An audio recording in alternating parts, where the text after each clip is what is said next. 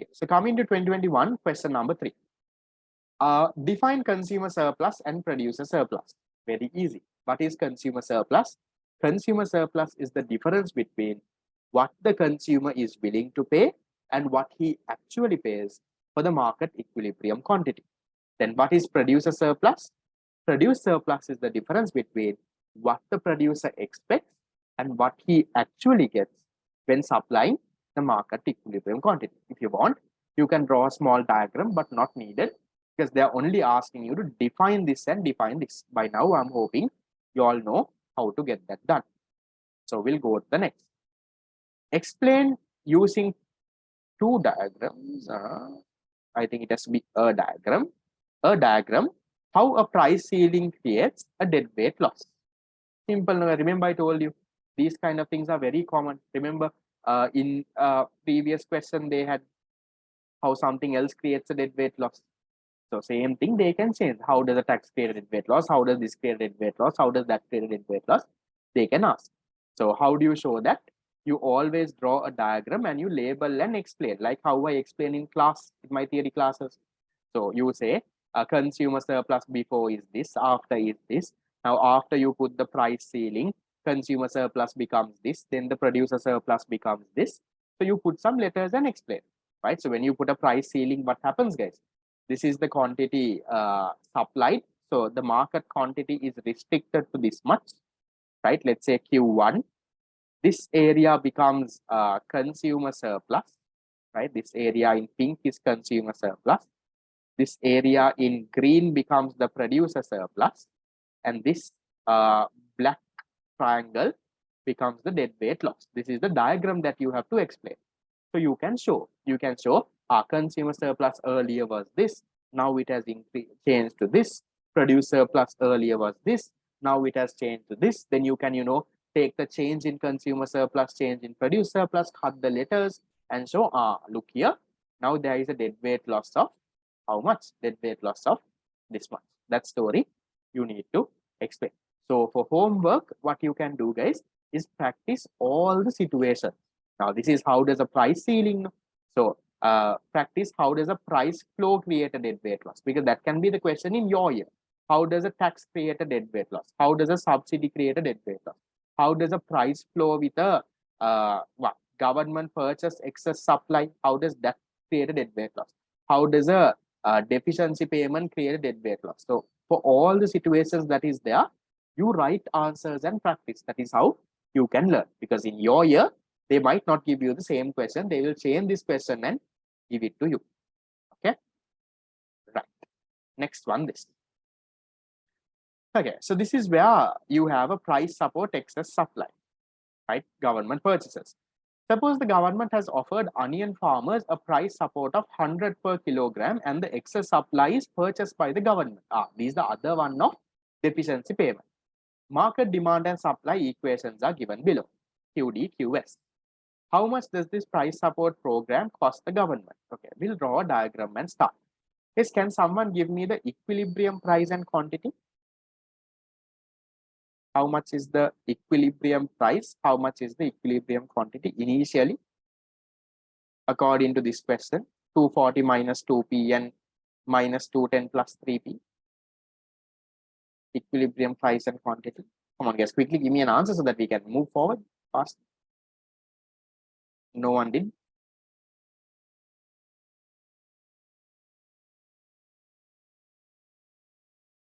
Yes, equilibrium price and quantity. Can you at least quickly do it and tell me give me an answer? This is what happens when no one does. Price is 90, quantity is. So you substitute 92 into 90 is 180, quantity is 60. Okay, right.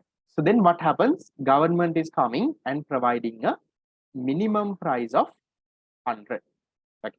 So when the government comes and provides a minimum price of 100, can you tell me how much is the quantity demanded at this price? How much is the quantity supplied at this minimum price? What's the QD? What's the QS at 100? So 240 minus 2 into 100. So quantity demand will be 240 minus 200. QD will be 40. Okay. How much is the QS then? minus 210 plus 3 into 100. Minus 210 plus 300. This will be 90. So how much of an excess supply do we have in the market now? We have an excess supply of, now this something will be Greek for you all if people have not done the question, no? Right? So there is an excess supply of 50 units. So what is the government purchasing? Government is purchasing this excess 50 units. So the question is asking how much does the price support program cost to the government? What is the cost to the government? That is 50 units. Per unit they buy at 100. So this entire thing is the cost to the government. Okay, so I am also not, if you have not done, I also don't care. I will also just give you the answer, right? So cost to the government is per unit is 100 multiplied by 50. That is how much? That is 500.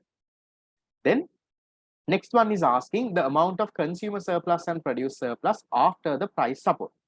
So which area is the consumer surplus? Consumer surplus after the price support. Okay. Consumer surplus after price support is this small triangle. Why? Consumer pays 100 rupees, buys only 40 units. Government only purchases the excess. So, sorry, 100 into 50 is 5,000. Yes. Okay, this is 5,000. Okay. So consumer surplus is which area? Consumer surplus is this green area. So how much is our maximum demand price? For our QD equation, 240 minus 2p. So this is going to be 120. Right? For those who didn't do, this will be a little too fast for you. So consumer surplus is going to be how much? Consumer surplus will be half into the base is 40, height is 120 minus 100. So 120 minus 100 is how much? That is equal to 20 into 40 is 800. Half of 800 is 4. Okay. Then what is the producer surplus? Producer surplus is going to be this area. Yeah, this entire black area. This entire thing is the producer surplus. So how much is our minimum supply price? QS is 210 plus 3p. So minimum supply price has to be a 70. So which area is our producer surplus? Producer surplus is half into the base is 90, height is how much? 100 minus 70. So how much is that? Half into 90 into 100 minus 70 is 1350. That is the producer surplus. So consumer surplus and producer surplus. Subsection number 2 is also done. Amount of consumer surplus and producer surplus. Last one, calculate the deadweight loss. So deadweight loss is which area? Deadweight loss is this area. Yeah, I'll highlight it in green. I'll highlight it in purple. Okay. Deadweight loss becomes this area. Yeah, this is the deadweight loss. So to find this area, you need the price over here, guys, because otherwise you can't get the height. What is the price over here? The price over here is to buy 90 units. What is the consumer willing to pay? Take the demand equation. For the demand equation, you substitute 90. So demand is 240 minus 2p. No? So 90 equals 240 minus 2p. Find how much is p. You move things around, you should get p equals how much? 60. Okay, right. Then p equals 60. Then how much is your deadweight loss? Your deadweight loss equals half into what is the height? Can be 60, no? Height is 100 minus 60. Height is 40. Oh yeah, can't be 60, no? 70 is down, sorry. Others, can you all recheck your answer? Can't be 60. if the quantity is 90, demand QD equals 240 minus 2 into 90. 2 into 90 is, no, sorry. 150 divided by 2. Are these numbers correct? Minimum supply QD, equilibrium price QS. Okay. When the QD is 90. Okay, so when the QD is 90, how much is the price? So 90 equals 240 minus 2P. Can you all do the calculation? 90 equals 240 minus 2P. How much do you get? 75? Good, someone had common sense to figure it out that you can't get 60. Is others, I am guessing you all would have done this, right? You all would have maybe substitute for P. Okay. So this is 75. Okay. So how much is our dead weight loss then? Our dead weight loss is half into 100 minus 75 is 25. That is the height. What is the base? 90 minus 60. That is 30. So half into 25 into 30. 25 into 30 is how much? 750. Half of 750 is 375.